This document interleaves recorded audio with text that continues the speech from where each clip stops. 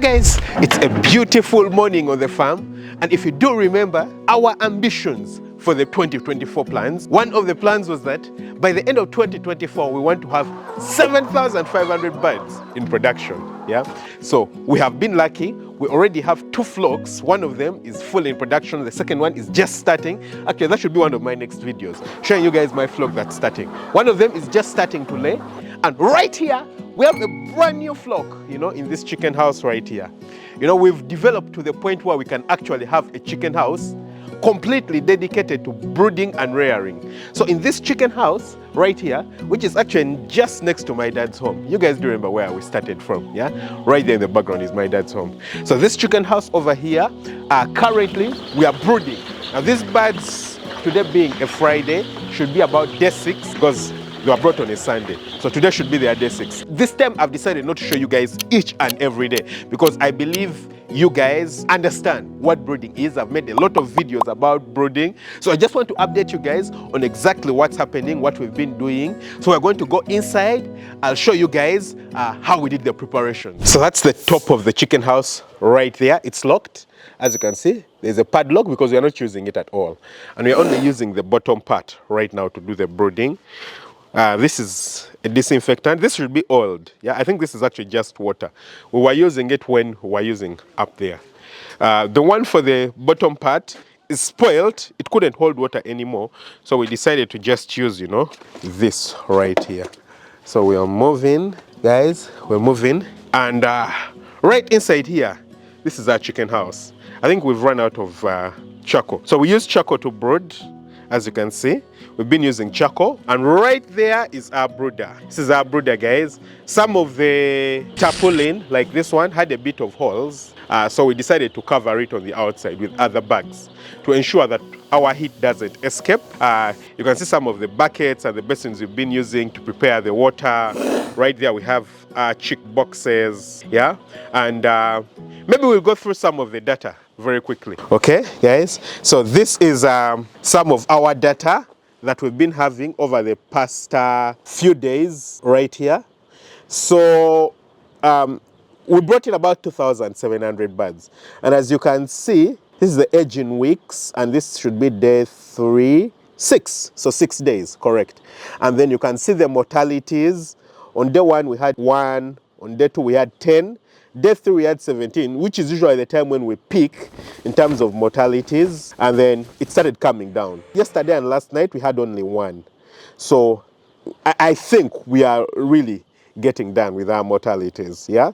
This is not too much, honestly, it's not too much. Usually we say you can expect mortality during brooding of up to 2%. So if you're looking at 2,700 birds, 2% would be what? About 54, and we are maybe at 39, and I think we're going to almost get done with our mortalities, yeah? We're probably at around 1% during brooding, just over 1%, yeah?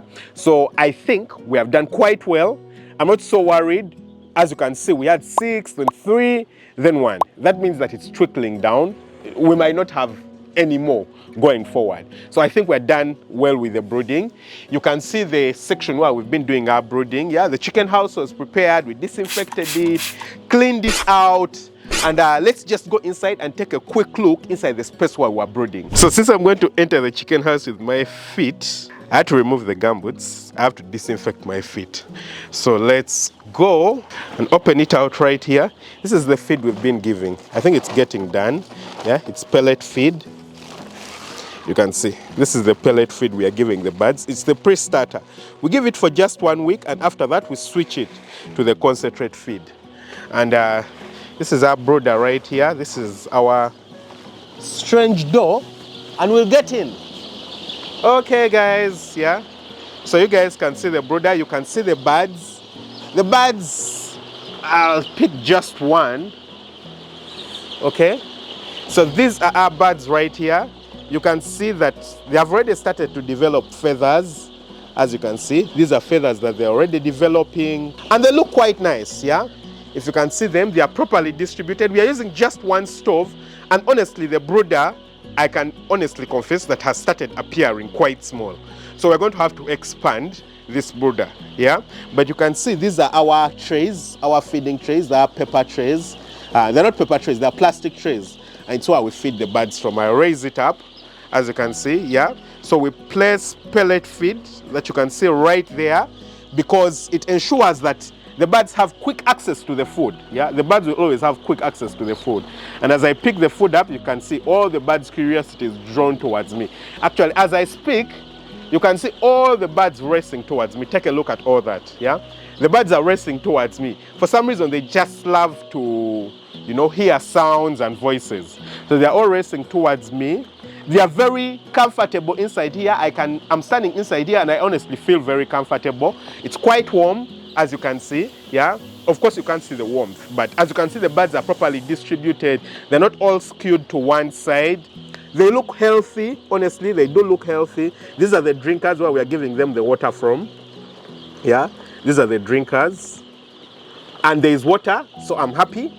It's not like the guys are not taking proper care of them. There's actually water in most of the drinkers. Now that it's morning, we're going to have to get them out and clean them out and everything, yeah. But yeah, these are our feeders. They're distributed all over. These are our drinkers. These are our brooder peppers. And today the goal is actually going to be to get the brooder peppers out so that the birds start running on the litter itself. So the purpose of the brooder pepper is to ensure that the birds don't feed on the litter. Because when you've just brought them in, they can't differentiate the difference between litter and food. So you don't want them to feed on litter. You want them to feed on the food. But right now, the brooder pepper is really not necessary. So we're going to get it out because now they can certainly differentiate between food and litter, yeah? And also they're going to get a more comfortable place to sit on. But thirdly, the brooder pepper has actually become quite dirty, yeah? So we want them to start putting their droppings down. If they continue putting their droppings on the brooder pepper, it might become chaotic because if water spills there, the droppings are there, the droppings are not mixing with litter, you risk introducing coccidiosis inside your chicken house. So yeah, guys, let's start the work. We're just going to get the brooder pepper out. Since today is day 6, tomorrow is day 7. Tomorrow we should be doing our very first vaccination, and that's Newcastle IB, NCD IB. So I'm quite excited, honestly, about this lot of birds because it's what's going to get us to 7,500 birds in production. Lots of excitement. All right, guys, as you can see, we're now getting the drinkers out, yeah? So the guys are moving the drinkers. Those are the drinkers. This side, they have finished everything. So as you can see, the drinkers have been piled up here because we don't want the water to spill. And then remember, we also need to make sure we clean the drinkers up. So all the water is going to be taken out. And then the next thing we're going to do is to put all the feeder trays on one side, probably not one side, but just move them out of the way and then remove the brooder peppers from the ground. So that's what we're doing right now. You can see that the guys have taken the drinkers out. Yeah, they have taken the bucket with the drinkers out. And like I said, the brooder pepper is starting to get soggy, quite soggy for my liking. For example, if you look at my foot right now, you can see that there's droppings right there, which is something I'm not comfortable with. Not like I'm not comfortable with stopping on droppings, that's fine, but then that means they're becoming too concentrated and you want them to get mixed with the litter and not stay on the peppers because that becomes a problem, yeah? That can cause you coccidiosis. The birds are quite compacted. So the next thing we're going to be doing is expanding. But that's going to be tomorrow because today we're going to do this, yeah? Get this out, get the brooder pepper out, just let them get accustomed to the litter. And then tomorrow we are going to give the Newcastle vaccine and then open out, you know, expand to the next pole so that they have a little bit more space to move around and play around in the house. So as you can see right here, there's litter at the bottom. Yeah, this is our litter, as you can see it. And then the feed is being poured at the bottom. So once the feed is poured at the bottom, the chickens will come and scratch it. As you're going to see at the end, the birds really love the litter. They love it way more than the brooder pepper. They love it so much. So if we get the brooder pepper out, like the guys are doing at the moment, you're going to see all the birds going on the litter and starting to scratch the litter. So guys, the birds can't believe their luck. They literally can't believe their luck. They're like, whoa, this is so cool. They're literally all scratching. They've gone on a scratching frenzy. Everywhere where there's litter and they open up, as you can see the guys in the background, they're still trying to get out more of the pepper and the stones and everything. So they pile up the feeders just like this, then get the pepper out. But everywhere where the litter has been removed, The birds are literally on a scratching frenzy. They are enjoying it so much. They are really, really enjoying it so much. And that's why I love keeping my chickens in deep litter. You know, I could keep my birds in cages, but look at how the birds are enjoying the litter, the scratching, being down. You know, it's a natural behavior. Their natural behavior is for them to scratch. Yeah, they are 6 days old, but they're already scratching. On day one, they literally scratch on day one because it's natural for them. So imagine keeping them in cages, they're not scratching, they're not exercising natural behavior. It's not something that I enjoy. So because of that, I literally stick to deep litter all throughout. Yeah, well, at least for the foreseeable future. You never know, things might change. I'm not calling myself, like, you know, to be a god or, you know, some holy saint. You never know, things might change. But as of now, I'm enjoying keeping the birds on deep litter and letting them enjoy their space. You can see the birds.